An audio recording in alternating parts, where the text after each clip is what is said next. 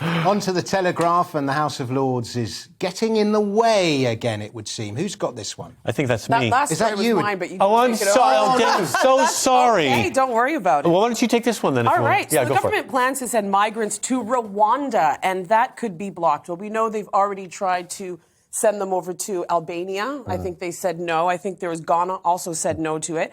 But, I mean, at the end of the day, if you look at people who process their migrants offshore, like Australia, these people are costing about $4.3 million a year. Granted, there's only 1,193 people there at this time, but they can't verify. They can't justify this cost. But what I find even more interesting, a little bit of trivia if you're interested, how many of the world's refugees do you think Britain takes in? I would imagine. What percentage? Yeah.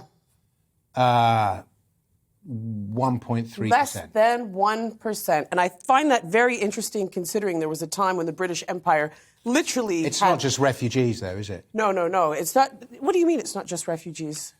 Well, it's migrant and illegal migrants. Yeah. Refugees implies people escaping But I thought war-torn that countries and so on. but I think what happens is a refuge. I think that's what's really starting to bring things into problems is that we have to define and differentiate the difference between a migrant and a refugee. I think it right? is defined. Illegal. I don't think that it is. I think there's a lot of gray area because you'll find that a lot of asylum seekers have to go through a tribunal and everything else to have their claims processed because they're seen to be illegal, but they are actually valid cases.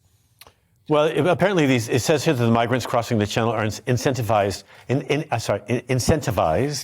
by the belief that once they're in the UK, it's very difficult to remove them. I think that's why they want to put them offshore, because then that incentive will go away. It's also, they think it might cost about £100,000 each migrant to process them in a place like, anywhere offshore, they say, which is quite expensive, I think. That's why some Tories are opposed to it, because of the expense. Yeah, I mean, it's very expensive, but I don't see a cheap solution. The big problem is that, I mean, in the case of this Rwanda thing, I can see it acting as a deterrent for about 2 or 3 months, and then I can see all manner of horrible atrocities going on in Rwanda. Because there's nobody in charge, you know. The British will have no say in how they're. But that's why the House of Lords don't want it to happen there, because they're saying it's too insecure a place. You're putting them in a place where they have no rights, no safety, and the Lords also want to block it being a criminal offence if someone goes toward a country they know is an illegal act of their own. They want to block that as a criminal offence, which is good too.